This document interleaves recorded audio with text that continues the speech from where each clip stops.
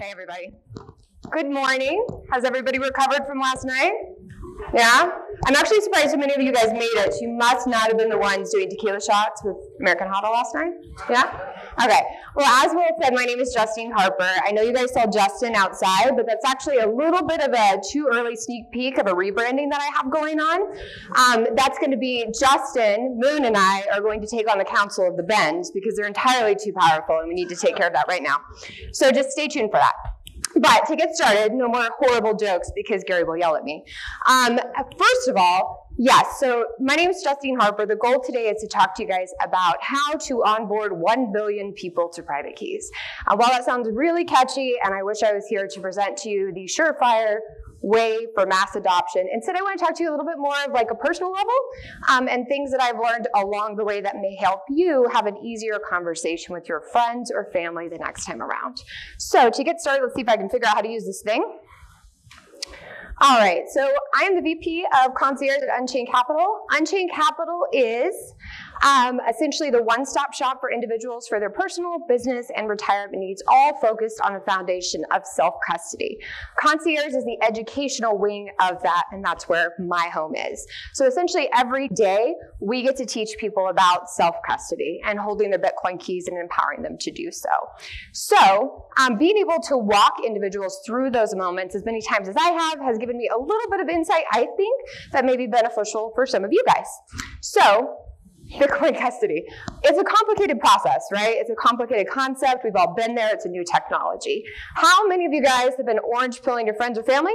Feel really confident. They finally get it, right? The laser eyes have come over and they're wanting to buy Bitcoin. And then you turn over to self-custody and you start talking about keys and seed phrases and managing your UTXOs and hardware devices and wallets and like, you've lost them, right? Their eyes turn all big and all the work you've done is gone.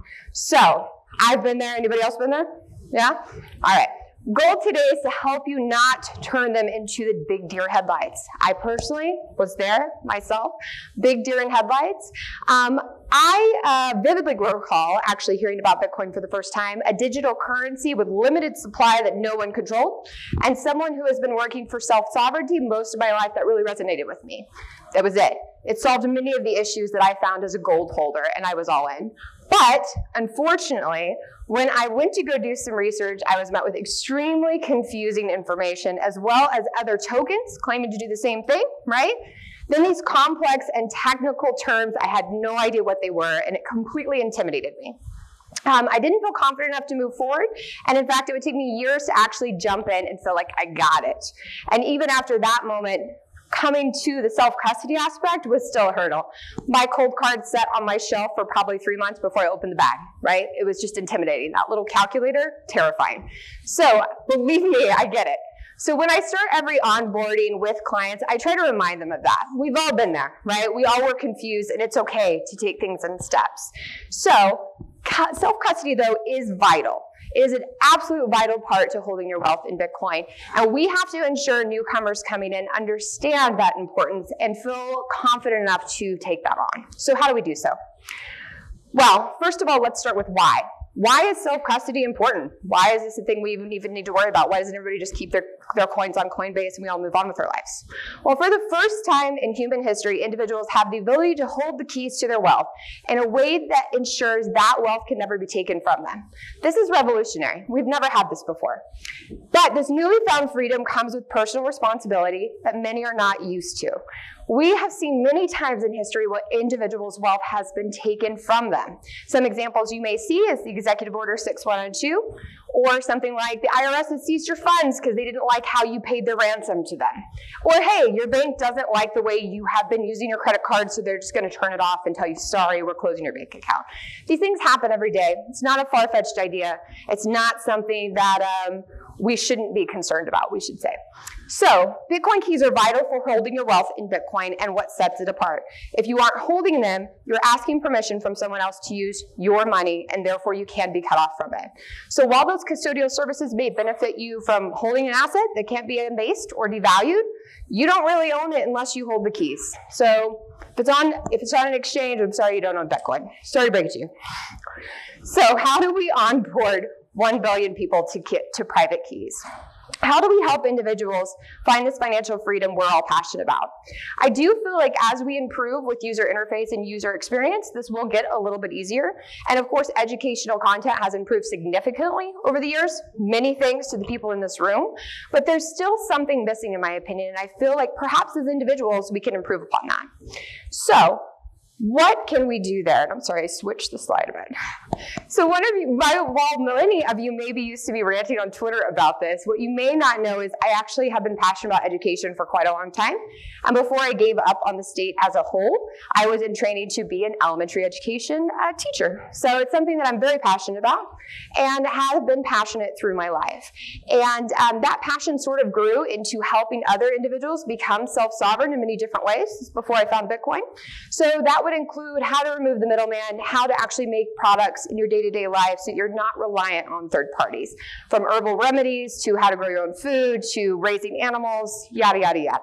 So this was something that became really a hobby of mine and passion. And what I discovered really quickly is if you will teach somebody something that makes them independent of a third party and allows them to be self-reliant, they're extremely empowered. And that empowerment makes them eager to learn more. And they want to build upon that foundation that you've set for them and build upon that knowledge. And I feel like that's extremely, extremely powerful. I feel like it's the best gift that you can really give to anyone.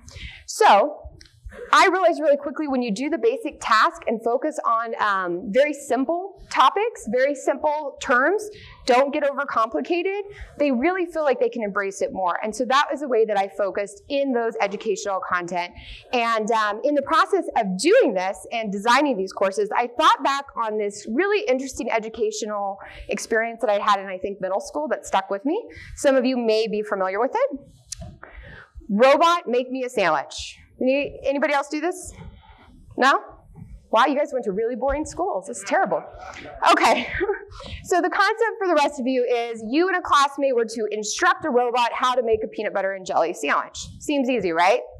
Everybody can do this. Peanut butter jelly sandwich, a kid could do this. The difference is, and something that we have to remember, is the robot has no basic knowledge. They have no foundation of knowledge whatsoever. They have never held a can of peanut butter, a jar of peanut butter, depending on the peanut butter you buy. They don't know how to make a sandwich. So then this concept actually turns into you and a classmate going through step by step and focusing on every step. Turning the jar 3 times to the left, lifting, etc., etc.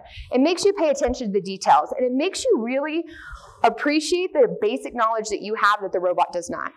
Now, this may seem silly, right? Robot teaching a robot how to make a peanut butter and jelly sandwich. But I feel like this technique actually goes in line very well with teaching somebody a new skill.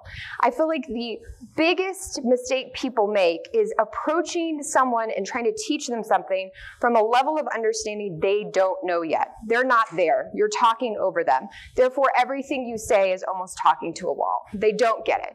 So breaking it down step by step has been really, really helpful for me personally.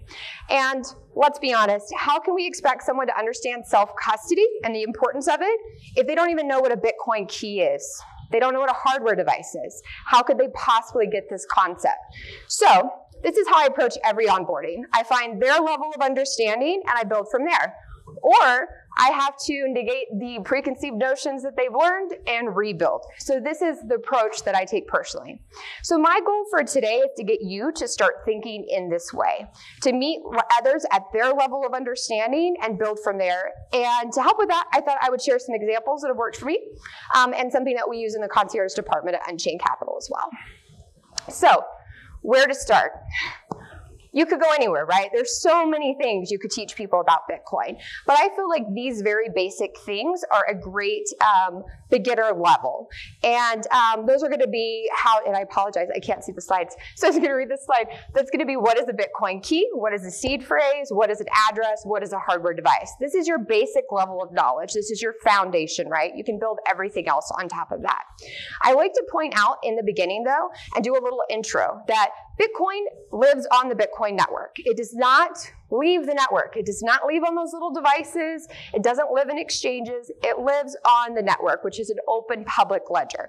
I like to tell them that when you are holding funds on an exchange, your Bitcoin's not sitting in an account with your name on it.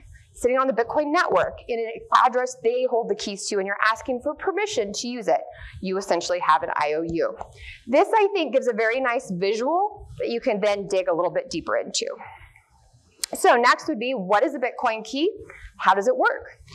This basic level of understanding, I think, is the foundation of not only Bitcoin as a whole and what sets it apart, but is vital for self-custody and what it actually means. So you want to keep this simple and then build from there. So I generally say a Bitcoin private key is a long secret number that's unique and creates a specific signature. This must be kept secret. This is your secret you're going to not share with anyone. From this private key, a public key is derived. It is also a long string of secret numbers, right? But its job is different as it is used to create addresses.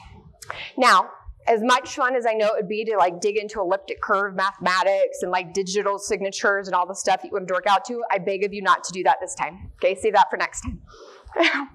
Now, next is going to be, what is a seed phrase? This, I think, is really important because there seems to be a real disconnect between private keys, backup, seed phrase, etc. I think newcomers coming in don't quite understand what they are and the significance of them. So I really like to paint a picture of how they are pretty much an extension of each other. The seed phrase is your master password. It is the seed of everything. It is your key.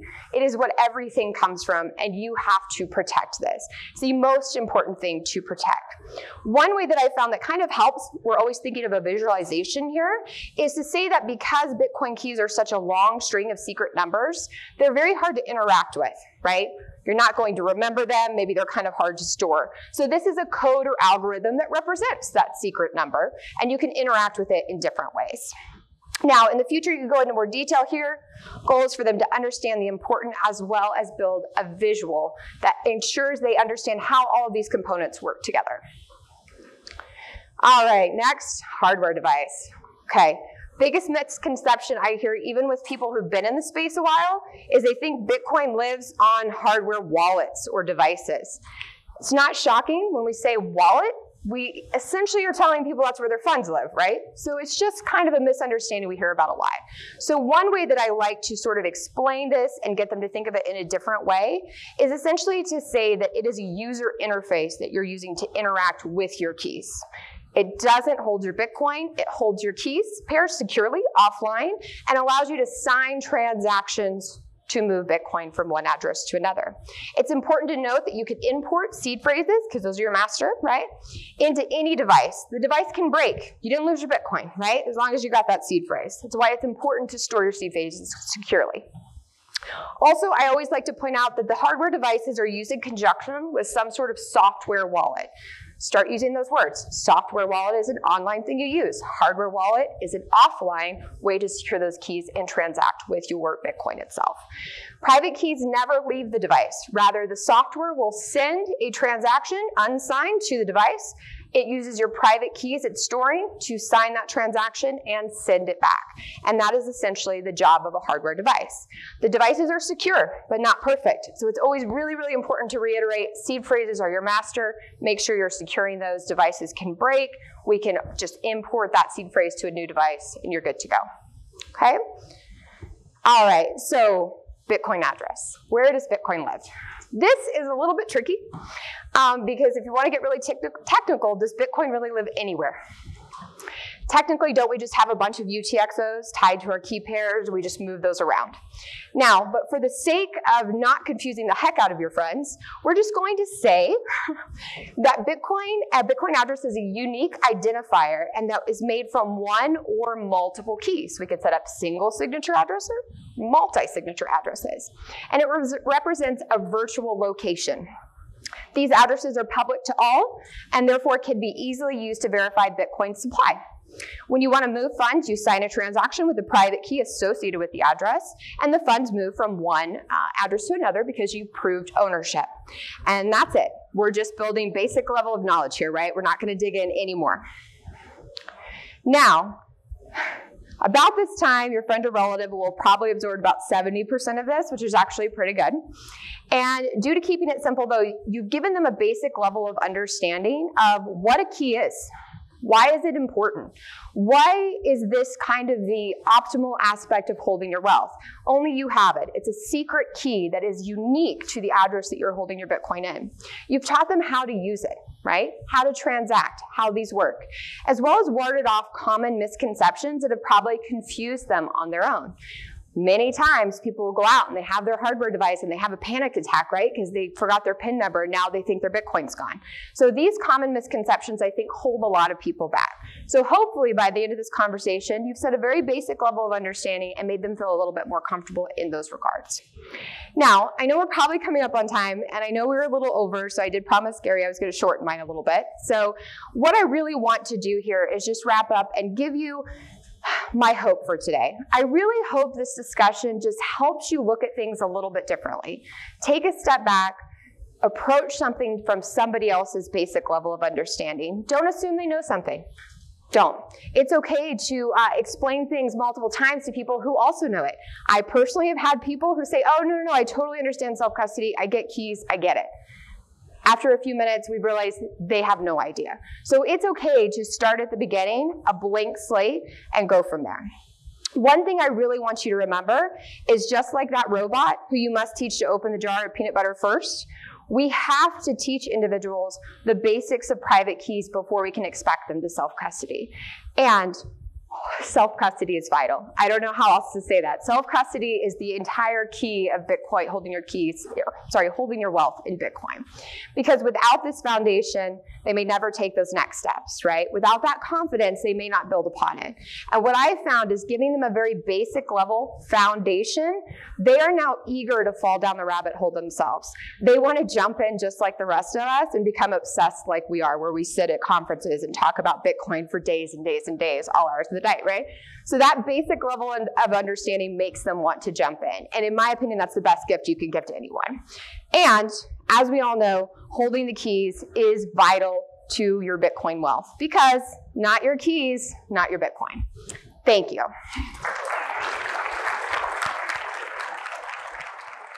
Questions?